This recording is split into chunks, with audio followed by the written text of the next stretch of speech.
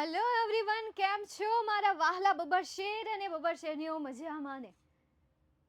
Good evening, very good evening to all my dear student. જય Swaminarayan, Radhe Radhe. Voice clear આવે છે?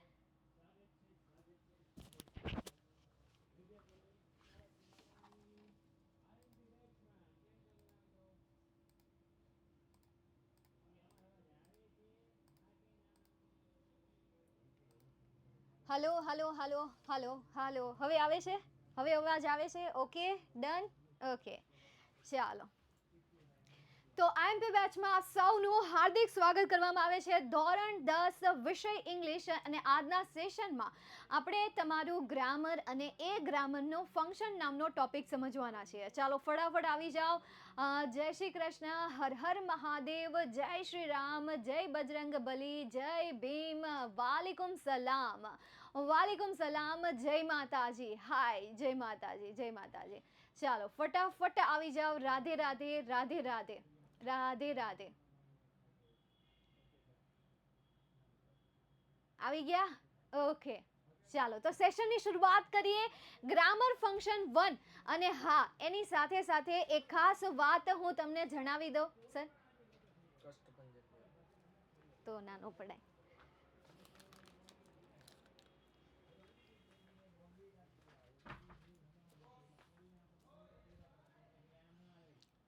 ખાસ જણાવી દઉં, પ્રસાદી હતી એટલે લેવી પડે.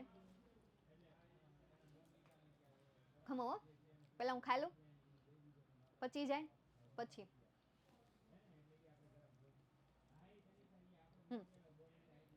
યુટ્યુબના આજ સાંજે 9 વાગ્યાના સેશનમાં ચોક્કસથી આવી જાજો. જે મેગા લોન્ચિંગ છે એ મેગા લોન્ચિંગમાં આવી જાજો. માત્ર ને માત્ર તમારા માટે છે, તો બિલકુલ પણ ના ભૂલાય. એ સેશનને અટેન્ડ કરવો જરા પણ ભૂલતા નહીં. ચાલો તો શરૂઆત કરી. અત્યારે યાદ કરાવી દીધું છે, વચ્ચે પાછું યાદ કરાવી દઈશ. ફંક્શન જે છે એ શું છે? ફંક્શન મતલબ કે એક સેન્ટેન્સને ઓળખવા માટેની એક મેથડ, પદ્ધતિ. કોઈ સેન્ટેન્સ આપેલું હોય, એ સેન્ટેન્સમાં તમે ભાવ સમજો છો અને પછી કહી શકો કે ભાઈ હા, આ વાક્ય જે છે એ મતલબ કે આપણે કેમ પહેલા એમ કહેતા કે હકાર વાક્ય, નકાર વાક્ય, પ્રશ્નાર્થ વાક્ય, આવી રીતે આપણે વાક્યના નામ આપેલા હતા. સેમ એવી રીતે ફંક્શનમાં પણ ટાઇટલ આવે છે. જેમ કે કોઈ પણ સેન્ટેન્સમાં તમને આટલા શબ્દ આપેલા હોય, વુ આપેલું છે, વુમ આપેલું છે, વુઝ આપેલું છે, તો એને શું કહેવાય છે? ડિસ્ક્રાઇબિંગ પર્સન કહેવાય છે. વાક્યમાં તમને વિચ આપેલું હોય, ધેટ આપેલું હોય, તો એને શું કહેવાય છે? ડિસ્ક્રાઇબિંગ થિંગ કહેવાય છે, ડિસ્ક્રાઇબિંગ એનિમલ કહેવાય છે. વાક્યમાં તમને ક્યાંય પણ વેર આપેલું હોય, વાક્યમાં તમને ક્યાંય વિચ આપેલું હોય, તો એને શું કહેવાય છે? ડિસ્ક્રાઇબિંગ લોકેશન કહેવાય છે. લોકેશન એટલે શું થશે? સ્થળ થશે. જ્યાં પણ તમને વાક્યમાં કોઈ પણ જગ્યાએ વેર દેખાય છે, વિચ દેખાય છે, તો એને શું કહેવાશે? ડિસ્ક્રાઇબિંગ લોકેશન કહેવાશે. દેન આફ્ટર ઇન આપેલું છે, ઓન આપેલું છે, નિયર આપેલા, at, under, behind, here, there, તો એ શું દર્શાવે છે?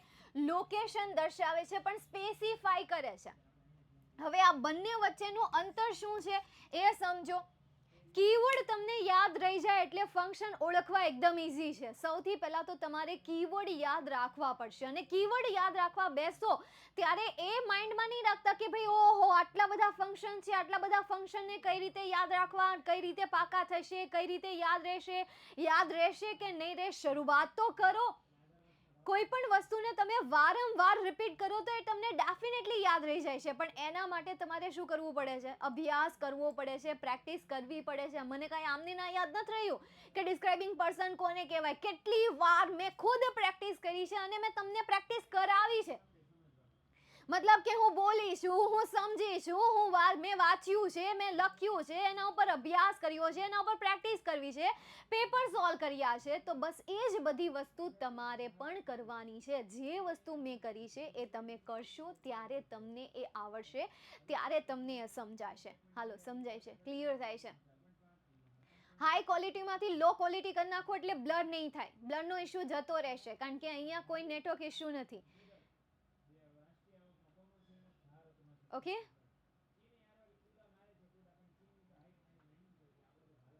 લોમાં તો હાઈ કરી નાખો, હાઈમાંથી લો કરો, લોમાંથી હાઈ કરી નાખો. બીકોઝ અહીંયા નેટનો કોઈ એરર નથી, કોઈ ઇશ્યુ નથી, તો ચેન્જ કરી નાખો એટલે થઈ જશે. હાઈ હોય એ લો કરો અને લો હોય હાઈ કરી નાખો એટલે થઈ જાય. હજી બ્લર છે?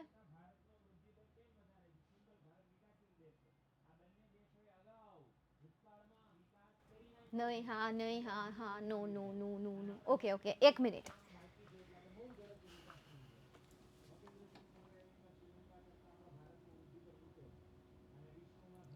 હવે ઓકે, ડન. હા, ઓકે ઓકે.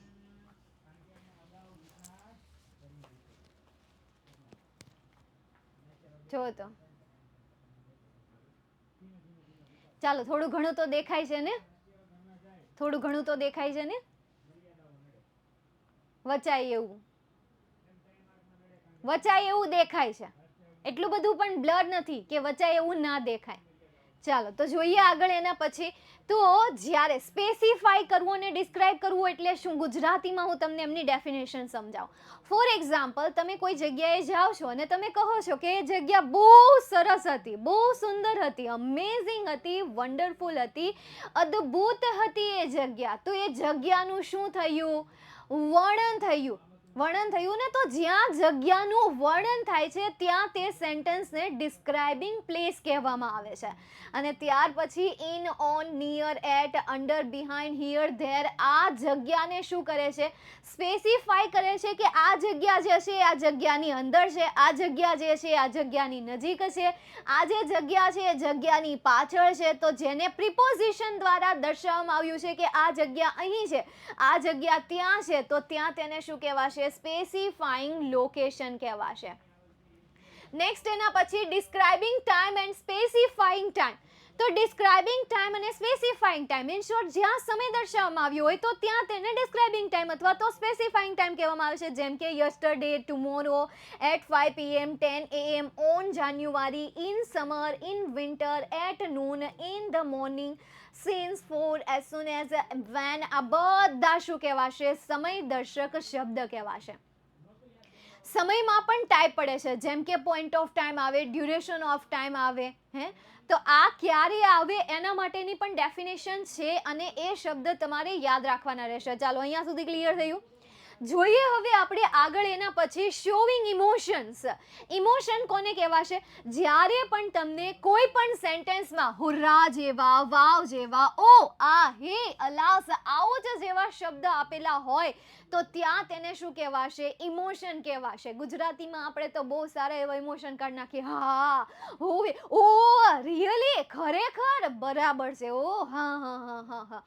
તો આવી રીતે ઇંગ્લિશમાં જ્યારે તમને આપેલા હુર્રા જેવા શબ્દ છે, વાવ છે, આઉચ છે, ઓ, હા, તો એને શું કહેવાશે? ઇમોશન કહેવાશે. Next, pleasantries and niceties. તો તમને કોંગ્રેચ્યુલેશન્સ આપેલું છે, હેલો છે, ગ્રેટ છે, ગ્રેટ વેલ સૂન છે, thank you, I am sorry, good evening, good night, good morning, sorry, wish you all the best, best of luck, well done, cheer up. આવી રીતે કોઈ પણ શોર્ટ એવા ગ્રેટફુલ શબ્દ આપેલા છે અથવા તો નાના નાના સેન્ટેન્સીસ આપેલા છે કે જે ફોર્માલિટી માટે યુઝ થાય છે. જેમ કે welcome, formality, sorry, formality, oh, thank you, આને પણ ફોર્માલિટી કહેવાય. Best of luck, formality, all the best, formality, nice to meet you, formality, I am fine, also formality. તો આ બધી વસ્તુ જે છે એ ફોર્માલિટીમાં આવતી વસ્તુ છે, એટલે એને શું કહેવાશે? પ્લેઝન્ટ્રીઝ કહેવાશે અથવા તો નાઇસ ટાઈસ કહેવાશે. ચાલો, ટર્ન થાય છે, સમજાય છે તમને આટલું? કીવર્ડ યાદ રાખવા જરૂરી છે. અત્યારે જુઓ, તમને નહીં યાદ રહે, અત્યારે એક હારે યાદ નહીં રહે, એક એક યાદ રાખવા પડશે. શું કરવું પડશે? એક એક યાદ રાખવું પડશે. આપણે જ્યારે નાના હતા તો પહેલા ધીરે ધીરે માં અથવા તો બા અથવા તો પા શબ્દ શીખ્યા હતા.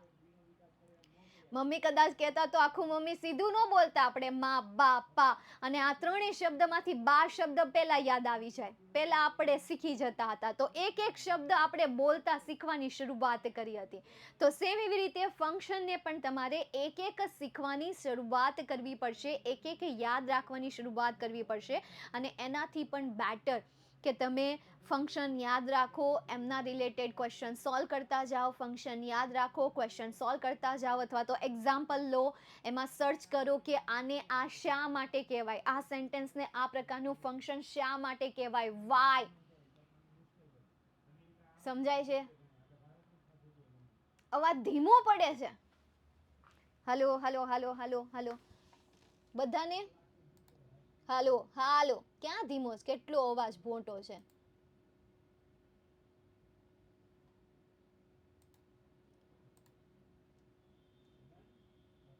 ઓકે છે. તમે છે ને ઘોંઘાટમાંથી સાઈડમાં આવી જાઓ, શાંતિવાળા એરિયામાં આવી જાઓ એટલે બધું થઈ જશે. હિરેનભાઈ બ્લર આવે છે, ચેક કરો તો. લેક્ચર બ્લર આવે છે, આઈએમપી બેચ. હા, ચેક કરો તો.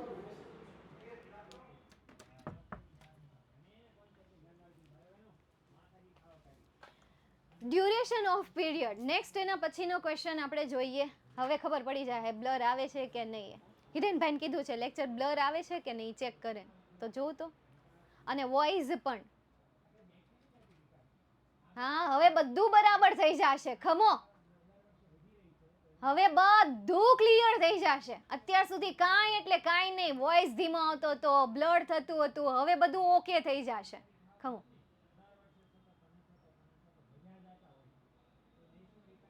ચાલો આગળ જોઈએ. હવે કમેન્ટ જો તો કેજો. ખાલી તમે ભણ્યા જ કરો. તમે રોબોટ પાસેથી ભણતા હોય ને એવું લાગવું જોઈએ તમને. આજના સેશનમાં તમે એ રીતે જ ભણો કે રોબોટ પાસેથી ભણતા હોય. ના મેમ તમારી કમેન્ટનો રિપ્લાય આપે, બસ તમારે ખાલી જોયા કરવાનું. સવાલ થતા હોય તો બસ તમારે સમજી લેવાનું. રેકોર્ડેડ પાછું રિવાઇઝ પાછળ જઈને જોઈ લેવાનું અથવા રેકોર્ડેડ જોઈ લેવાના.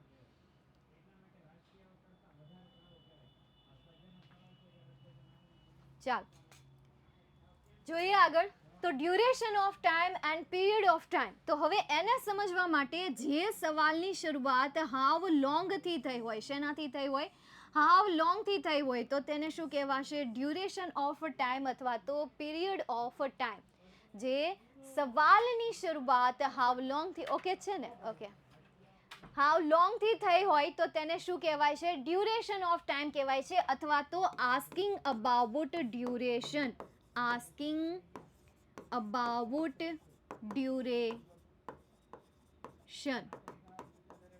Next point of time. હા, બીજી એક વસ્તુ. જો વિધાન વાક્યમાં તમને ફોર પછી સમયદર્શક શબ્દ આપ્યો હોય, ફોર પછી કોઈ પણ સમયદર્શક શબ્દ આપેલો હોય, મતલબ કે અનિશ્ચિત સમય આપેલો હોય. કેવો આપેલો હોય? અનિશ્ચિત સમય આપેલો. હવે ફોર 5 years પરંતુ કયા 5 વર્ષ? ફોર 2 year પણ કયા 2 years? ફોર 2 months પણ કયા 2 મહિનાઓ? ફોર 2 weeks પણ કયા 2 અઠવાડિયાઓ? તો જ્યાં પ્રોપર સમય મેન્શન ન થયો હોય તો ત્યાં તે સેન્ટેન્સને શું કહેવાય છે? ડ્યુરેશન ઓફ ટાઈમ અથવા તો પીરિયડ ઓફ ટાઈમ કહેવામાં આવે છે. Next point of time. તો સિન્સ વેન થી શરૂ થતા પ્રશ્નાર્થ વાક્યને પોઈન્ટ ઓફ ટાઈમ અથવા તો asking about point of time કહેવામાં આવે છે. અને સિન્સ પછી તમને જો કોઈ પણ સમયદર્શક શબ્દ આપેલો હોય તો એને શું કહેવાશે? પોઈન્ટ ઓફ ટાઈમ કહેવાશે. નિશ્ચિત સમય છે કે ભાઈ 1998 મતલબ કે 1998. સિન્સ 7 PM તો ભાઈ સિન્સ 7 PM 7 વાગ્યાથી મતલબ કે ફિક્સ છે કે આટલા વાગ્યાથી, આ સમયથી, આ વર્ષથી, આટલા યર્સથી આ બધી વસ્તુ ફિક્સ છે તો એને શું કહેવાશે? પોઈન્ટ ઓફ ટાઈમ કહેવાશે. નેક્સ્ટ એના પછી inquiry as a nature and seeking information. આનો મતલબ શું થાય કે પ્રશ્નાર્થ વાક્ય દરેક પ્રકારના સવાલ, એ પછી ચાહે સહાયકારક ક્રિયાપદથી શરૂ થતા પ્રશ્નાર્થ વાક્ય હોય કે ડબલ્યુએચ ક્વેશ્ચનથી શરૂ થતા પ્રશ્નાર્થ વાક્ય હોય, દરેક પ્રકારના પ્રશ્નાર્થ વાક્યની શરૂઆત શેનાથી થાય છે? ઇન્ક્વાયરી એઝ અ નેચર અથવા તો સિકિંગ ઇન્ફોર્મેશનથી થાય છે. જે સવાલોની શરૂઆત ડબલ્યુએચ ક્વેશ્ચનથી થાય છે એ સવાલોને ઇન્ક્વાયરી એઝ અ નેચર તો કહેવાય જ છે, પરંતુ સાથે સાથે એવા દરેક સવાલો કે જે સવાલની શરૂઆત સહાયકારક ક્રિયાપદથી થાય છે. નેક્સ્ટ એના પછી આગળ જઈએ. Indicating contrast. ઇન્ડિકેટિંગ કોન્ટ્રાસ્ટ મતલબ કે ક્યાંય તમને બટ આપેલું છે, યેટ આપેલું છે, સ્ટીલ આપેલું છે, ધો આપેલું છે, ઓલ્ધો આપેલું છે, however, even though, even if, as, despite, in spite of, આ બધા જ શબ્દને શું કહેવાય છે? કોન્ટ્રાસ્ટ કહેવાય છે. ઇન્ડિકેટિંગ કોન્ટ્રાસ્ટ કહેવાય છે, મતલબ કે વિરોધાભાસ. નેક્સ્ટ એના પછી એક્સપ્રેસિંગ અલ્ટરનેટિવ. તો જ્યાં પણ તમને આવા શબ્દ દેખાય જેમ કે ઓર છે, હા ફોટો પાડવો છે, ચાલુ ક્લાસે કયા ધોરણમાં છો ભાઈ? 9મા ધોરણમાં છો તો તું સ્પેશિયલ આવ્યો છો? હા સર, રોડ ઉપર તો આવતા હતા ને એટલે અહીંયા આવી ગયો. હા તો લઈ લે લાઈવ ક્લાસમાં. તું લાઈવ ક્લાસમાં નથી અત્યારે શું ને છો ને? બેચમાં છું. બસ તે આ 10મા ધોરણના વિદ્યાર્થીઓ જ છે. સે ચીઝ.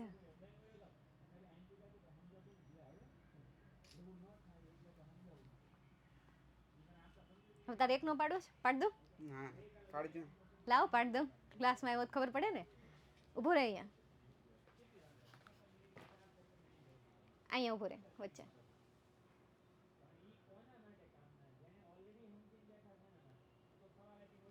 જોઈ કઈ જગ્યાએ રહેવાનું? અશ્વની કુમાર. અશ્વિની કુમાર. સ્પેશિયલ વિઝિટિંગ માટે આવ્યો તો? આ રોડ ઉપરથી જમવા નતું ને એટલે આ સાઈડ ફાર્મમાં. ઠીક. પેરેન્ટ્સ પણ આવ્યા છે? એ નીચે છે. તે ઉપર બોલાવાય નહીં ઓફિસમાં? અપ્પા છે ખાલી આ સાઈડ જમવા. તોય સ્ટુડિયો બતાવી દેવાય, ખબર પડે ને કઈ રીતે બીજી વાર ભણે આવશું છે. ત્યારે. હા વાંધો નહીં, આવજે આવજે હો. એ.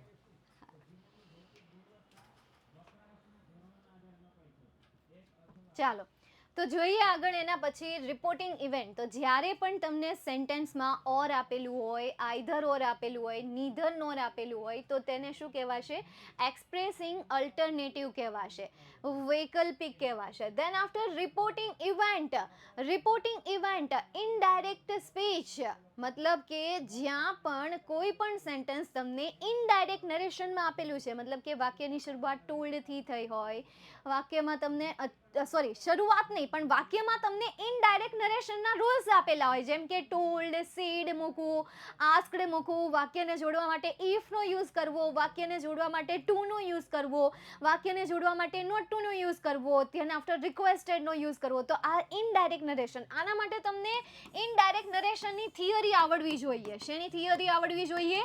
ઇનડાયરેક્ટ નરેશનની જે થિયરી છે, મતલબ કે રિપોર્ટેડ સ્પીચની જે થિયરી છે, એ થિયરી તમને આવડવી જરૂરી છે. નેક્સ્ટ એના પછી ડિસ્ક્રાઇબિંગ પ્રોસેસ.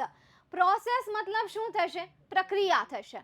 અને પ્રક્રિયા મતલબ કે યાર વાક્યની શરૂઆત સહાયકારક ક્રિયાપદથી થઈ હોય. ફોર એક્ઝામ્પલ તમે આવા સેન્ટેન્સ સાંભળ્યા હશે, શટ ડાઉન એમ, શટ અપ, આવો શબ્દ તમે સાંભળ્યો હશે, shut up, be silent, be silent, close the door, open the window, switch on the light, switch off the fan. આવા સેન્ટેન્સ સાંભળ્યા છે. તો બસ જે પણ સેન્ટેન્સની શરૂઆત શેનાથી થઈ હોય? જે પણ સેન્ટેન્સની શરૂઆત જે સેન્ટેન્સની શરૂઆત ક્રિયાપદથી થઈ હોય એવા સેન્ટેન્સને શું કહેવાશે? અરે વાહ, વર્બ. વર્બથી થઈ હોય તેવા સેન્ટેન્સને શું કહેવાશે? ડિસ્ક્રાઇબિંગ પ્રોસેસ કહેવાશે. Frequency of time. તો જ્યારે તમને સેન્ટેન્સમાં always, never, sometimes, often, usually, generally, frequently, occasionally, almost never, daily, every day આવા કોઈ પણ વર્તમાન કાળના એવા પુનરાવર્તનના સેન્ટેન્સ તમને આપેલા હોય, મતલબ કે ઓલવેઝ એટલે કે હંમેશા, કોઈ ક્રિયા થાય છે તો હંમેશા થાય છે. નેવર મતલબ કે ક્યારેય નહીં, કોઈ ક્રિયા થાય છે તો ક્યારેય નથી થતી. સમટાઈમ્સ મતલબ કે કોઈ ક્રિયા થાય છે તો સમટાઈમ્સ થાય છે, ક્યારેક થાય છે, કેટલીક વાર થાય છે. તો આવા જે શબ્દ છે એ શબ્દ જો સેન્ટેન્સમાં આપેલા હોય તો એને શું કહેવાશે? ફ્રીક્વન્સી કહેવાશે. ફ્રીક્વન્સી એટલે શું થશે? પુનરાવર્તન થશે. કોઈ ક્રિયાનું વારંવાર પુનરાવર્તન થાય છે, તો કોઈ ક્રિયાનું કેટલીક વાર પુનરાવર્તન થાય છે, તો કોઈ ક્રિયાનું ક્યારેય પુનરાવર્તન નથી થતું. તો આવું જે પણ તમને આપેલું છે તો એને શું કહેવાશે? Describing frequency of time. Next એના પછી આગળ જઈએ, ડિસ્ક્રાઇબિંગ રીઝન. ડિસ્ક્રાઇબિંગ રીઝન, કારણનું વર્ણન. તો જ્યાં તમને સેન્ટેન્સમાં because of, so, therefore, as a result આવા કોઈ પણ શબ્દ આપેલા છે કે જે કારણ દર્શાવે છે, પરિણામ દર્શાવે છે. કારણ અને પરિણામ બંને આપણે લખી દઈએ, reason and result. Reason and result, કારણ કે હમણાં બટ વાળું પણ આવવાનું જ છે. મે બી બે સાથે પણ પૂછાઈ શકે, કારણ કે બીકોઝ આવે તો એમાં રીઝન આવવાનું ને રિઝલ્ટ આવવાનું. ટ્રુ? બંને આવશે, રિઝલ્ટ આવશે ને રીઝન પણ આવી જવાનું છે. સો જ્યારે પણ તમને બીકોઝ દેખાય, બીકોઝ ઓફ દેખાય, સો દેખાય, ધેરફોર દેખાય, એઝ અ રિઝલ્ટ દેખાય તો ત્યારે તેને કહેવાશે એક્સપ્રેસિંગ રીઝન. Showing suggestion. તો જ્યારે પણ તમને સેન્ટેન્સમાં શુડ આપેલું છે, શુડ એટલે શું થશે? જોઈએ. તો ત્યારે તે સેન્ટેન્સને શું કહેવાશે? શોવિંગ સજેશન કહેવાશે. Next, expressing ability.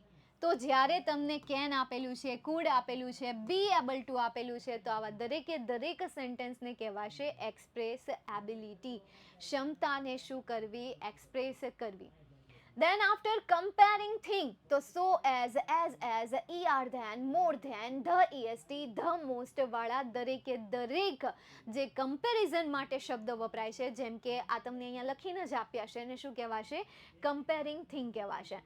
Describing expressing condition. જો હું તમને બધી થિયરી યાદ જ કરાવું છું, પછી આઈએમપી જે ફંક્શન છે એ ફંક્શનનું પણ આપણે એક્ઝામ્પલ થ્રુ લિસ્ટ જોતા જઈશું કે પરીક્ષામાં કેટલા ફંક્શન પૂછાય છે. પહેલાં આપણે જે છેલ્લા 8 અથવા 10 અથવા તો જે 11 જે બોર્ડના પેપર છે મારી પાસે, એમાંથી મેં ફંક્શનના ક્વેશ્ચન ઉપાડેલા છે. એ ક્વેશ્ચનને આપણે સોલ્વ કરીશું. એ ક્વેશ્ચનના આધારે લાસ્ટમાં આપણે જોઈશું કે આઈએમપી ફંક્શન કેટલા છે, ઇમ્પોર્ટન્ટ ફંક્શન કેટલા છે. અત્યારે બધા ફંક્શન તમને રિવાઇઝ કરાવી દો.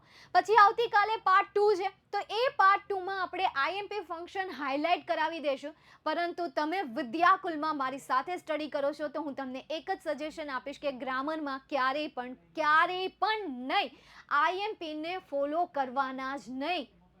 તમારી બહુ મજબૂરી હોય કે તમને ગ્રામર સમજાતું જ નથી, તમને ગ્રામર દિમાગમાં ઉતરતું જ નથી, ત્યારે તમે આઈએમપી ફોલો કરો. બાકી ગ્રામરમાં તો ક્યારેય પણ આઈએમપી ફોલો કરો જ નહીં. હું તમને આઈએમપી શોર્ટ નોટ આપું, ઇટ્સ ઓકે. આઈએમપી એસસી આપું, ઇટ્સ ઓકે, કારણ કે એ આઈએમપી હોય. પણ એ સિવાયની બીજી વસ્તુ, જેમ કે paragraph base question answer, true false, fill in the blank, stanza base question answer, then after ગ્રામરના ઓલમોસ્ટ ટોપિક, તો આ બધી વસ્તુ આઈએમપી હોતી નથી. ઇમ્પોર્ટન્ટ ક્વેશ્ચન જરૂર હોય છે પણ આઈએમપી નહીં. ચાલો જોઈએ આગળ. દેન આફ્ટર એબિલિટી માટે, કમ્પેરિંગ થિંગ માટે, કન્ડિશન માટે ઇફ અને અનલેસ છે, રિક્વેસ્ટ માટે પ્લીઝ, કાઇન્ડલી જેવા શબ્દ, અને કોઈ સવાલની શરૂઆત કેનથી થાય છે, કુડથી થાય છે, વિલથી થાય છે, વુડથી થાય છે. Can, could, will, would. Can, could, will, would. તો એનાથી જ્યારે સવાલની શરૂઆત થાય છે ત્યારે તેને શું કહેવાય છે? ડિસ્ક્રાઇબિંગ રિક્વેસ્ટ અથવા તો મેકિંગ રિક્વેસ્ટ કહેવામાં આવે છે. નેક્સ્ટ એના પછી આગળ જઈએ, નેસેસિટી. તો નેસેસિટી માટે શું આવે? મસ્ટ આવે, હેવ ટુ આવે, હેઝ ટુ આવે. આ શું દર્શાવે છે? નેસેસિટી દર્શાવે છે. આ જરૂરિયાત દર્શાવે છે. દેન એક્સપ્રેસિંગ પોસિબિલિટી, મે, માઇટ. શું દર્શાવે છે? પોસિબિલિટી દર્શાવે છે. Asking about number, how many થી શરૂ થતા પ્રશ્ન, આસ્કિંગ અબાઉટ નંબર છે.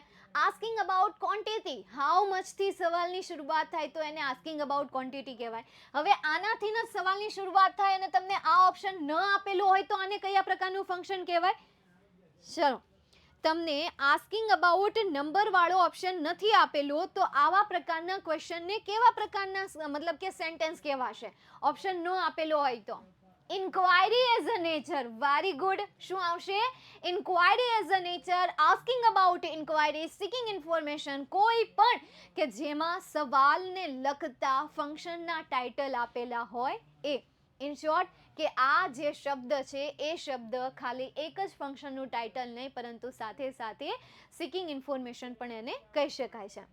યુ શુડ વાળા મેં હમણાં કહી દીધું કે ભાઈ એને સજેશન કહેવાશે, એડવાઇસ કહેવાશે. In order to, with a view to, so that આપેલા હોય તો એને શું કહેવાય છે? પુરપોઝ કહેવાશે.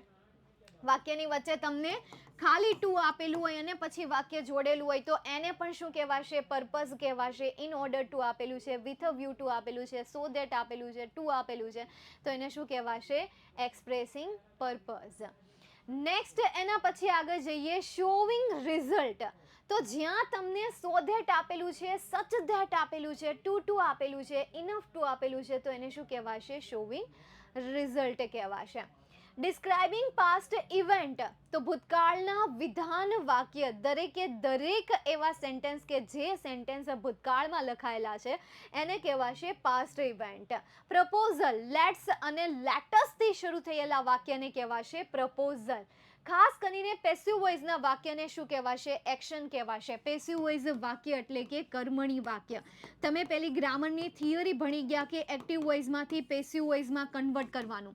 અત્યારે આઈએમપી બેચ ચાલે છે પણ એની પહેલા સિલેબસ તમે ભણી ગયા ને તમારી શાળામાં તમારા ટ્યુશનમાં કોઈ વિદ્યાર્થી આઈએમપી બેચમાં સીધું આવ્યું છે કે જેમણે આપણી માસ્ટર કે ટોપર બેમાંથી એકય બેચ અટેન્ડ નથી કરી અને સીધા આઈએમપી બેચમાં આવી ગયા છે, તો એમણે હજી એક્ટિવ પેસિવ વોઇસ આપણી પાસેથી શીખ્યા નહીં હોય. પણ તમે ક્યાંક ને ક્યાંક આ શબ્દ સાંભળી ગયા હશો તમારી શાળામાં, તમારા ટ્યુશનમાં, આજુબાજુમાં કોઈક હોમવર્ક કરતું હોય તો એમાં ભૂલથી ધ્યાન વયું ગયું હોય. તો પેસિવ વોઇસના એટલે કે એક્ટિવમાંથી આપણે પેસિવ વોઇસમાં કન્વર્ટ કરતા, તો એ પેસિવ વોઇસના દરેકે દરેક સેન્ટેન્સને શું કહેવામાં આવે છે? કર્મણી વાક્ય કહેવામાં આવે છે, કર્મણી પ્રયોગ કહેવામાં આવે છે. નેક્સ્ટ એના પછી આગળ જઈએ. હવે ફંક્શનમાંથી તમને ટોટલ 3 પ્રકારના સવાલ પૂછાય છે. કેટલા પ્રકારના સવાલ પૂછાય છે?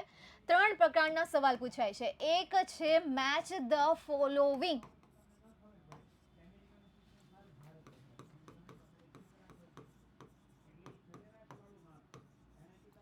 ત્યાર પછી સેકન્ડ જે સેન્ટેન્સ છે, મતલબ કે બીજી question type, response the Q.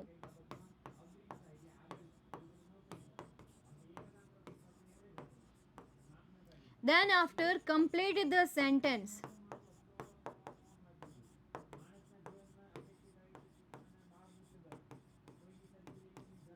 Match the following કેટલા માર્ક્સમાં પૂછાય? 3 માર્ક્સમાં. રિસ્પોન્સ ધ ક્યુ કેટલા માર્ક્સમાં? 3 માર્ક્સમાં. કમ્પ્લીટ ધ સેન્ટેન્સ કેટલા માર્ક્સમાં? 3 માર્ક્સમાં. તો ટોટલ ફંક્શનનો જે ટોપિક છે એ તમને એક્ઝામમાં કેટલા માર્ક્સમાં પૂછાય છે? 9 માર્ક્સમાં પૂછાય છે. કીવર્ડ યાદ રાખી લ્યો છો. આ ક્વેશ્ચનની તમે વારંવાર પ્રેક્ટિસ કરી લ્યો છો. હું તો કેટલી વાર ક્વેશ્ચન લઈને આવું છું આના ક્વેશ્ચન. તમે ડે 1 થી જે આપણી સાથે જોડાયેલા છે, મતલબ કે વિદ્યાકુલના સેશનમાં ડે 1 થી છે ને ટોપર બેચથી લઈને master batch, then IMP batch, and then હજી આપણી પેપર સોલ્યુશન બેચ આવશે. યુટ્યુબમાં હું સેશન લઈને આવું છું. આ બધા સેશન જે અટેન્ડ કરે છે ને એમને ફંક્શનની તગડી પ્રેક્ટિસ થઈ ગઈ હશે, કારણ કે મેં આમાં મેક્સિમમ એક્ઝામ્પલ સોલ્વ કરાવ્યા છે. સોલ્વ કરવા આપ્યા ને એના કરતાં વધારે સોલ્વ કરાવ્યા છે. સોલ્વ કરવા મેં ચાર જેટલા સેન્ટેન્સ આપ્યા હોય, 4 જેટલા પ્રશ્ન આપેલા હોય, પણ એના કરતાં વધારે જ્યારે આનું રિવિઝન ચાલતું હોય, મતલબ કે આખી એક્સરસાઇઝ ચાલતી હોય, ત્યારે એનાથી વધારે તો સોલ્યુશન ચાલતું રહેતું હોય છે. એટલે ચોક્કસથી એને અટેન્ડ કરો. ઠીક છે, ચાલો નેક્સ્ટ હવે આપણે ક્વેશ્ચન તરફ જઈએ. માર્ચ 2018માં તમને કંઈક આ રીતે ક્વેશ્ચન પૂછતા હતા. આવી રીતે સેન્ટેન્સ આપેલું હોય, નીચે 4 ઓપ્શન આપેલા હોય. જેમ કે પહેલું વાક્ય વાંચો કે ભાઈ we will go to Kullu Manali in summer vacation. તો ભાઈ આપણે કુલ્લુ મનાલી જે છે સમર વેકેશનમાં જઈશું. તો આ પ્રોસેસ છે, થિંગ છે, ટાઈમ છે કે પ્લેઝન્ટ્રીઝ છે? શું કરે છે અહીંયા? તમને શું દેખાય છે? હાલો, બધાને ખબર પડી ગઈ? Specifying time. તો અહીંયા આન્સર આવશે option C. Best of luck said Nirali to મેઘના. તો અહીંયા તમને બેસ્ટ ઓફ લક આપ્યું છે, તો એ અલ્ટરનેટિવ નાઇસ ટાઈ, ઇવેન્ટ કે પછી ફ્યુચર એક્શન? Nice tie. તો આનો આન્સર શું આવશે? બી આન્સર આવશે, નાઇસ ટાઈઝ. કીવર્ડ તમને યાદ રહી જાય ને એટલે તમને ફંક્શનના ટાઇટલ આવડે. જેમ કે અહીંયા ઇન સમર વેકેશન, તો ઇન સમર વેકેશન એ શું છે? સમય છે. હવે ટુ કુલ્લુ મનાલી એ પ્લેસ છે, પણ પ્લેસ માટેનું તમને કોઈ ફંક્શન તો આપેલું છે નહીં. એટલે હવે વધ્યું કયું? આવડું આ કેન યુ ટાઈમ વાળું. એટલે કયું ઓપ્શન આવશે? ઓપ્શન સી આવશે. નેક્સ્ટ એના પછી ધ મેન વોઝ અ સન. જો તમને અહીંયા શું આપ્યું? વોઝ આપ્યું. તો કીવર્ડનું ટેબલ યાદ કરો. જ્યાં જ્યાં તમને વો આપેલું હોય, વોઝ આપેલું હોય, વોમ આપેલું હોય, એ સેન્ટેન્સને શું કહેવાશે? ડિસ્ક્રાઇબિંગ પર્સન કહેવાશે. એટલે અહીંયા આન્સર શું આવશે? ઓપ્શન ડી આન્સર આવશે. ચલો નેક્સ્ટ એના પછી Deepak promise his father I will never copy in exam. દીપકે પ્રોમિસ કર્યું તેના પપ્પાને. શું પ્રોમિસ કર્યું? કે I will never copy in exam. હું એક્ઝામમાં ક્યારેય કોપી કરીશ નહીં. તો આ શું દર્શાવે છે? પ્રોસેસ, ટાઈમ, ફ્યુચર કે પછી place? Future action, future action. જો આ પાછું તમે ભણ્યા નથી ક્યાંય, પણ આ સમજીને લખવાનું હોય છે. જેમ કે તમે અત્યારે મારી પાસે પેપર સેટ તો નથી, પરંતુ આપણો પેપર સેટ ખોલો. એ પેપર સેટમાં ટકાવારી લખેલી હશે કે આટલા ટકાવારી પેપરમાં તમને આટલા ટકા જ્ઞાન કૌશલ્ય વાળું પૂછાયેલું હશે. આટલા ટકાવારી જે છે તમારી ટેક્સ્ટબુકમાંથી પૂછાયેલું હશે. તો એ જ્ઞાન કૌશલ્ય કોઠાસૂ જેમાંનો આ એક ક્વેશ્ચન કે જે ક્વેશ્ચનને સમજીને આન્સર આપવાનો હોય છે. આમાં ફ્યુચરની વાત કરેલી છે કે ભાઈ ફ્યુચરમાં હું કોઈ દિવસ કોપી નહીં કરું. એટલે અહીંયા આન્સર શું આવશે? Option C, describing future action. Next એના પછી પર્વ visits the library once in 2-3 months. પર્વ જે છે એ લાઇબ્રેરીની મુલાકાત લે છે 2-3 મહિનામાં એકવાર લાઇબ્રેરીની મુલાકાત લે છે. તો વિઝિટ્સ વર્તમાન કાળ છે. ઇન 2-3 months 1-2 મહિનામાં તો યાર ટાઈમ છે, પ્લેસ છે, પર્સન છે કે એક્શન છે. હવે જો પર્વ જે છે એ મુલાકાત લે છે. હવે એક્શન માટે મેં તમને કહી દીધું ઓલમોસ્ટ પેસિવ વોઇસના સેન્ટેન્સ આવે. તો ટાઈમ મતલબ કે સમય દર્શાવે છે. પછી ડિસ્ક્રાઇબિંગ પ્લેસ તો વર્ણન થયેલું હોવું જોઈએ ને કે આ જગ્યા સારી છે, આવી છે. તો એવું તો કંઈ છે નહીં, એટલે પ્લેસ પણ નહીં આવે, પર્સન પણ નહીં આવે, એક્શન પણ નહીં આવે. તો કયો ઓપ્શન વધ્યો? એ ઓપ્શન વધ્યો. સમજાણું ને? ખાસ જવાબ સમજવાની જરૂર છે કે ભાઈ શા માટે એ આન્સર આવશે. નેક્સ્ટ એના પછી મિસ્ટર અબ્દુલ કલામ વુ આવી ગયું. ચલો સેટ યાર, દિમાગમાં સેટ જ છે. વોઝ ડિસ્ક્રાઇબિંગ પર્સન, દિમાગમાં બસ આ 3 શબ્દ સેટ જ છે. તો શું આવશે? ડિસ્ક્રાઇબિંગ પર્સન આવશે. તો અહીંયા આન્સર તરીકે શું આન્સર આવશે? ડી આન્સર આવશે. ચાલો કરેક્ટ, વેરી ગુડ. નેક્સ્ટ એના પછી આગળ માર્ચ 2019માં પણ સેમ મેથડ હતી. The game Jallikuttu was dangerous, so the government banned it. તો શું તમને આપેલું છે તેથી દર્શાવે છે. તો એના માટે niceties person, reason, result and time. હાલો, કયું કહેશો તમે? શું આપેલું છે? શું? તો ડી કઈ રીતે? યસ, શું આવશે? સી આન્સર આવશે. Very good, brilliant. નેક્સ્ટ એના પછી take chandan stick, rub it on stone with water, apply this mixture on pimple. શું કીધેલી છે?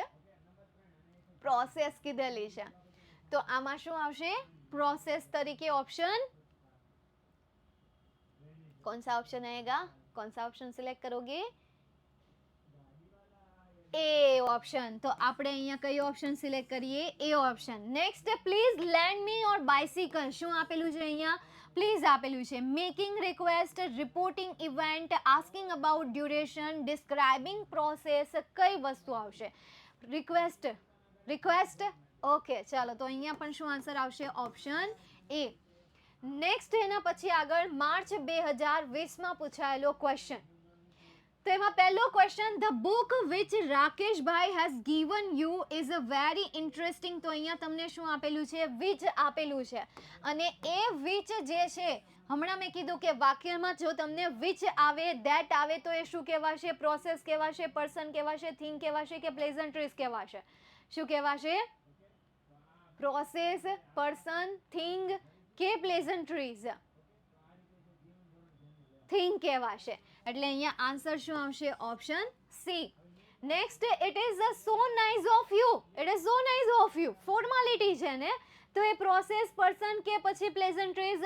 Option D. તો આપણે અહીંયા સિલેક્ટ કરીએ option D. Next, open your wallet, tech some money out and hand it over to me. તો આ શું દર્શાવે છે? પ્રોસેસ દર્શાવે છે કે પર્સન દર્શાવે છે? પ્રોસેસ. તો આપણે અહીંયા શું લખીએ? Process, describing process.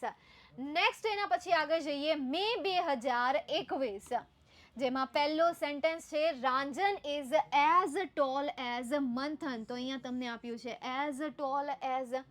તો describing purpose, describing comparison, describing location કે પછી ડિસ્ક્રાઇબિંગ રીઝન?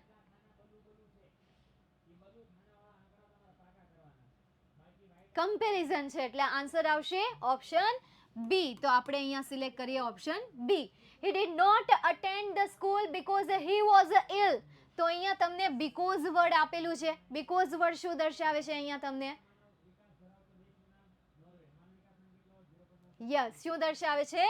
રીઝન દર્શાવે છે. તો અહીંયા આન્સર આવશે ઓપ્શન ડી. નેક્સ્ટ એના પછી she works hard to get the first class. તો વાક્યની વચ્ચે તમને ટુ આપેલું છે. આ પણ હમણાં આપણે રિવાઇઝ કર્યું કે વાક્યની વચ્ચે ટુ આપેલું હોય તો એ શું દર્શાવે? ઓપ્શન એ એટલે કે પુરપોઝ દર્શાવે, હેતુ દર્શાવે છે. Very good. નેક્સ્ટ માર્ચ 2022માં પૂછાયેલો question, Lata can sing very sweetly. તો અહીંયા તમને શું આપેલું છે? કેન આપેલું છે જે શક્યતા દર્શાવે છે. સ્વીટલી આપેલું છે, એલવાય વાળો શબ્દ આપેલું છે જે મેનર દર્શાવે છે. હવે જુઓ ત્યાં તમને મેનર આપેલું છે કે પછી એબિલિટી આપેલું છે? શું આપેલું છે? મેનર એટલે આપણે અહીંયા સિલેક્ટ કરીએ ઓપ્શન બી, સોરી એબિલિટી આપેલું છે એટલે આવશે શું આવશે? ઓપ્શન બી આવશે. Very good. Next, the school on the dairy road is a very famous. Dairy road પર જે સ્કૂલ હતી એ સ્કૂલ ફેમસ હતી. તો અહીંયા જગ્યાનું વર્ણન છે. ચલો, ડેરી રોડ પર જે સ્કૂલ હતી એ સ્કૂલ ફેમસ હતી. તો જગ્યાનું વર્ણન છે. જગ્યાનું વર્ણન જ છે. તો એને શું કહેવાશે? ડિસ્ક્રાઇબિંગ પ્લેસ કહેવાશે. તો અહીંયા આન્સર શું આવશે? Option D. રાઈટ. નેક્સ્ટ, એના પછી when the teacher entered the class the student stood up. જ્યારે ટીચર ક્લાસમાં એન્ટર થયા, વિદ્યાર્થીઓ જે છે એ ઊભા થઈ ગયા. તો એના માટે ટાઈમ આવશે કે પછી પ્લીઝ રીઝન આવશે? રીઝન બાકી છે ને? હા, રીઝન. ટીચર ક્લાસમાં પ્રવેશ્યા, વિદ્યાર્થીઓ ઊભા થઈ ગયા. તો વેન અહીંયા હંમેશા સમય દર્શાવશે. એટલે આન્સર શું આવશે? ઓપ્શન એ. તો આપણે અહીંયા સિલેક્ટ કરીએ ડિસ્ક્રાઇબિંગ ટાઈમ. નેક્સ્ટ, એના પછી 2023માં પૂછાયેલું match the following. Tirth always goes to school. તો અહીંયા તમને શું આપેલું છે? ઓલવેઝ. એ શું દર્શાવે છે? લોકેશન, ફ્રીક્વન્સી, પાસ્ટ ઇવેન્ટ કે સજેશન? सोचो सोचो, क्या ये फ्रीक्वेंसी है? हम जैसे देखे ये जहां है वैसा.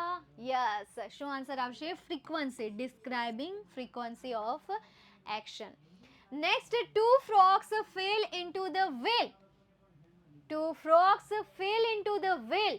Describing and specifying location, past event के suggestion.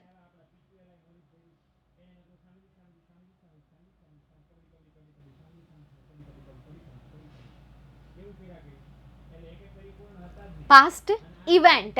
તો આપણે અહીંયા શું લખીએ? Past event એટલે આવશે option C. Next, the Sapteshwar temple near Sabarmati river is an ancient Shiv temple. To describing and specifying location. કારણ કે ડિસ્ક્રાઇબ પણ કર્યું છે અને સ્પેસિફાય પણ કર્યું છે. એટલા માટે આન્સર શું આવશે? Option A. નેક્સ્ટ, એના પછી જુલાઈ 2023માં પૂછાયેલો પેરેગ્રાફ બેઝ ક્વેશ્ચન આન્સર, જેમાંનો પહેલો question, our freedom fighters fought bravely. Our freedom fighter fought bravely. તો freedom fighter fought bravely. Person, manner, condition કે thing? Person, manner, condition કે પછી thing. કોઈ વસ્તુનું વર્ણન થાય છે, condition છે, manner છે કે person છે?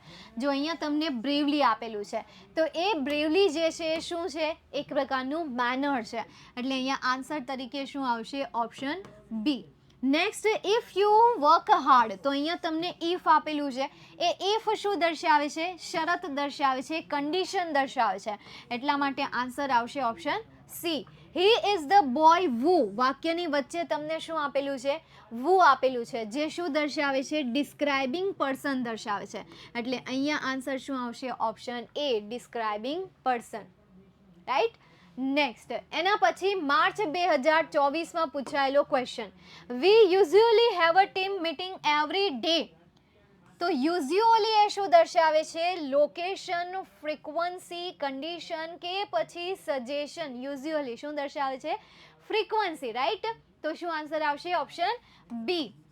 Than if you reach. તો ઇફ આપેલું છે, કન્ડિશન છે. સેમ ક્વેશ્ચન હોય એવું કેમ લાગે છે?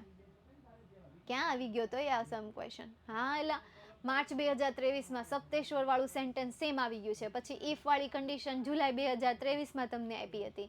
વાહ ભાઈ વાહ, કે બાત હે. ચાલો, તો સપ્તેશ્વર વાળું બેઠું પીછું, પણ પહેલા તમે ઇફ વાળું અહીંયા નક્કી કરી નાખો. ચલો, ઇફ એ શું કહેવાશે? કન્ડિશન કહેવાશે. તો આન્સર શું આવશે? સી આન્સર આવશે.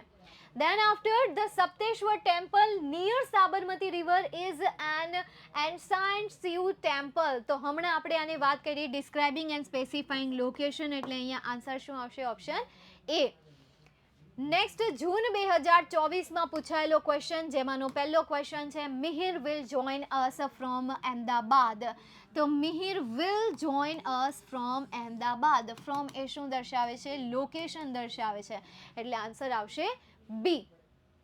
Next Kalpesh play more as aggressively than Mayur does. More plus than, તો આ શું દર્શાવે છે? તુલના દર્શાવે. તો શું આન્સર આવશે? સી આન્સર આવશે. Mehul often comes to meet Kiran, તો અહીંયા તમને ઓફન આપેલું છે, તો ઓફન માટે કોઈ ફ્રીક્વન્સી તો છે નહીં, તો કમ્સ આવે છે, ટુ આપેલું છે, પર્પઝ તમને નથી આપેલો, તો હવે ફ્રીક્વન્સી આવ્યું, ફ્રીક્વન્સી તો આપેલું છે કા, તો ફ્રીક્વન્સી આપેલું છે, તો શું આન્સર આવશે? એ આન્સર આવશે. તો આપણે અહીંયા લખીએ ઓપ્શન એ. તો હવે તમે મને કમેન્ટ કરો કે ભાઈ તમે આટલા જોડકા સોલ્વ કર્યા માર્ચ 2018 થી લઈને જૂન 2024 સુધીના જેટલા પણ તમે જોડકા સોલ્વ કર્યા એમાં વારંવાર રિપીટ થતા ફંક્શન કયા છે? વારંવાર રિપીટ થતા હોય એવા 10 ફંક્શનનું લિસ્ટ બનાવો. એ ફંક્શન સૌથી વધારે ઇમ્પોર્ટન્ટ ફંક્શન છે. તમારે મારી રાહ જોઈને બેસવાની કોઈ જરૂર નથી કે મેમ ઇમ્પોર્ટન્ટ ફંક્શન આપે ત્યારે હું પ્રિપેર કરીશ. હા વાંધો નહીં, તમ તારે યાર ઇન્ડિપેન્ડન્ટ બનો, મને ખુશી થશે. કહેવાય કે જ્ઞાન વધારે પડતું એટલે જ્ઞાન તમને શેર કરી દઉં છું. તમે આટલું એનાલિસિસ કરો, એમાં 10 ફંક્શનનું લિસ્ટ બનાવો. એવા કયા 10 ફંક્શન છે કે જે જોડકામાં વારંવાર પૂછાઈ ગયા છે, સેમ પેટર્નમાં પૂછાઈ ગયા છે. ઇવન તમે આ પેટર્ન પણ જોજો, જેમ કે BCA નો આન્સર આવે છે, ત્યાર પછી માર્ચમાં BCA છે, દેન આફ્ટર જુલાઈમાં ઓલ્સો BCA છે, માર્ચ 2023માં BCA છે, અહીંયા ખાલી 22માં BDA છે, દેન મે 2021માં BDA આન્સર આવે છે, ત્યાર પછી માર્ચ 2020થી થોડુંક આડાહવડું થઈ જાય છે, પણ એના પછીની તમે સિક્વન્સ તો જુઓ, ઇવન આન્સરની સિક્વન્સ તો જુઓ કે ભાઈ આપણે આને શું કહીએ, આ તો ખાલી મેં એનાલિસિસ કર્યું છે, બાકી આવું કંઈ હોતું નથી. આ તો ખાલી મેં પેપર જે જોયા અને એને જે એનાલાઇઝ કર્યા લાઈક દેટ, કે મને આ રીતે કંઈક એમાં જોવા મળ્યું, ભાળવા મળ્યું, જોઈ ગઈ હું, આવી સિક્વન્સ જોઈ ગઈ, સિમિલારિટી હું જોઈ ગઈ. બીજી વસ્તુ તમે એ પણ જોઈ શકો કે ભાઈ પર્પઝ, કમ્પેરિઝન, લોકેશન, રીઝન, તો એવી વસ્તુ કઈ કઈ જગ્યાએ વારંવાર રિપીટ થઈ છે. એક આ વસ્તુ તો સેમ રિપીટ થઈ છે, same option, location, frequency, past and suggestion. તો અહીંયા પણ તમને આપેલું છે location, frequency, condition and suggestion. બસ રીઝનની જગ્યાએ એમણે કન્ડિશન કરી નાખ્યું છે, દેટ્સ ઇટ. તો આ જે સિમિલારિટી છે, સિમિલારિટીને તમે યાર એનાલાઇઝ કરો, સ્માર્ટ સ્ટડી કરો લાઈક ધીસ. ઓકે, તો IMP બેચમાં હું કંઈક તમને આવું જ શીખવાડવાની છું. આ તો હજી ગ્રામરની શરૂઆત છે. ચાલો હવે આપણે ક્યાં જઈશું? ક્વિઝ તરફ જઈશું. 3 ક્વેશ્ચન લીધેલા છે, આજે ઓછા ક્વેશ્ચન લીધેલા છે. નેક્સ્ટ ટાઈમ આપણે એટલે કે કાલના સેશનમાં આપણે વધારે ક્વેશ્ચન લઈશું, ઠીક છે? ચાલો તો શરૂઆત કરીએ. 3 મિનિટ 3 ક્વેશ્ચન.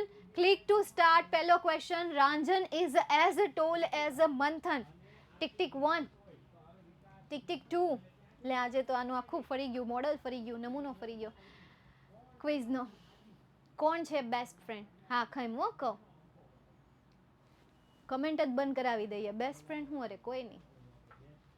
ચાલો કયો આન્સર આવશે?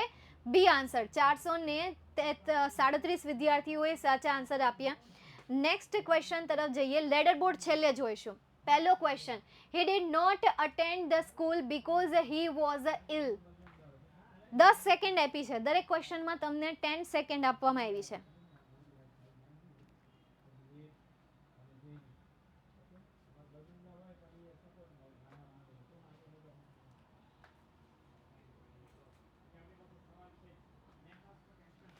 ચાલો, વાહ ભાઈ વાહ. આ 437 વિદ્યાર્થીઓએ મતલબ કે હમણાં સોલ્વ કર્યું છે, એટલે આમ તો જો કે આવડતું જ હોય, ન આવડતું જ હોય એટલે તો શું. લેપટોપમાં નહીં આવે, મોબાઈલમાંથી કદાચ આવતા હશે. લેપટોપમાં ઓપ્શનનું મને બહુ ખ્યાલ નથી, કારણ કે લેપટોપવાળું આઈ થિંક આ બીજી વાર આવ્યું છે, એટલે લેપટોપનો મને બહુ આઈડિયા નથી. લેપટોપ હોય તો નહીં આવે, ટીવી સ્ક્રીનમાં હશો તો પણ નહીં આવે, મોબાઈલમાં હશે તો આવશે. હા ચાલો નેક્સ્ટ, એના પછીનો question, she works hard to get the first class. Purpose, comparison, location, reason. અરે વાહ, ક્યા બાત હે. 337માંથી 340 બે વિદ્યાર્થીઓએ પ્રગતિ કરી અને 340 વિદ્યાર્થીઓએ કરેક્ટ આન્સર આપ્યા છે. જોઈએ હવે આપણે લેડર બોર્ડ. અને સૌથી પહેલા કોણ આવ્યા છે એમનું નામ પણ આવી જ જશે. જો કે આમ તો જો કે બધા વિદ્યાર્થીઓને કોંગ્રેચ્યુલેશન, કારણ કે પહેલી વાર ક્વિઝ છે અને ભણાવીને સીધી ક્વિઝ લીધેલી છે અને જેને યાદ રહ્યું અને પાર્ટિસિપેટ કર્યું, ક્વેશ્ચનના આન્સર આપવાની કોશિશ કરી, એ જ બેસ્ટ છે. ચલો, સિદ્ધિ મેડમે 233 પોઈન્ટ સાથે પહેલી પગથિયું હાસિલ કર્યું છે. લાસ્ટ લેક્ચરમાં એટલે કે કાલના સેશનમાં આપણે 10 ક્વેશ્ચન રાખીશું. 3 ટ્રુ છે, 3 ટ્રુ છે, પણ ઝડપ હોય ને, ઝડપ પ્રમાણે હોય. તમે જેટલો ફાસ્ટ આન્સર આપો ને એટલા વધારે પોઈન્ટ મળે, એવી રીતે હોય. અત્યારે મેં લેડર બોર્ડ ચાલુ નહોતું કર્યું, હમણાં લેડર બોર્ડ ચાલુ કરું ને તો તમને આઈડિયા આવી જાય કે કોને કેટલા પોઈન્ટ્સ મળે છે. બધાને અલગ અલગ પોઈન્ટ્સ મળતા હોય, સ્પીડ પ્રમાણે મળતા હોય છે. ઓકે, ચાલો તો આજના સેશનને આપણે અહીંયા સુધી રાખીએ. કાલના સેશનમાં આના ટોપિકને આપણે કન્ટિન્યુ કરીશું. કાલના સેશનમાં આપણે માત્ર ને માત્ર ક્વેશ્ચન્સ જોઈશું. થિયરી જે હતી આજે સમાપ્ત કરી કે કયા કયા ફંક્શનમાં કયું કયું કીવર્ડ આવે. હવે આવતીકાલના સેશનમાં રિસ્પોન્ડ ધ ક્યુ અને કમ્પ્લીટ ધ સેન્ટેન્સ જોઈશું, એમના ક્વેશ્ચન સોલ્વ કરીશું, સાથે સાથે ક્વિઝ લઈશું. જે ક્વેશ્ચન મેં તમને સોલ્વ કરાવ્યા છે એ ક્વેશ્ચન સેમ ટુ સેમ ક્વિઝમાં રાખવાનો પ્રયત્ન કરીશ, અથવા તો નવા વચ્ચે વચ્ચે એડ કરીશ. તો જ તે કોમ્પિટિશનની મજા આવે, તો જ ક્વિઝની મજા આવે. નહીં તો એના ક્વેશ્ચનના આન્સર બેઠા જો આપી દઈએ તો ભાઈ મજા જ આવી જાય, હે ને? 50 રાખો, અરે બાપરે, ના ભાઈ ના. 5-10 ઇનફ છે. આખા લેક્ચરમાં પછી ખાલી ક્વિઝ ના રમવાની હોય, બરાબર? એ તો આજે થિયરી જોઈ લીધી ને એટલા માટે કાલ 10 છે, બાકી 5 નો રૂલ્સ છે. ચાલો તો અહીંયા સુધી આપણે આજના સેશનને રાખીએ. મળીએ નેક્સ્ટ સેશનમાં. તૈયારી કરીને આવજો, કીવર્ડ્સ યાદ રાખીને આવજો, કીવર્ડ્સ પાકા કરીને આવજો. Bye, take care, see you soon.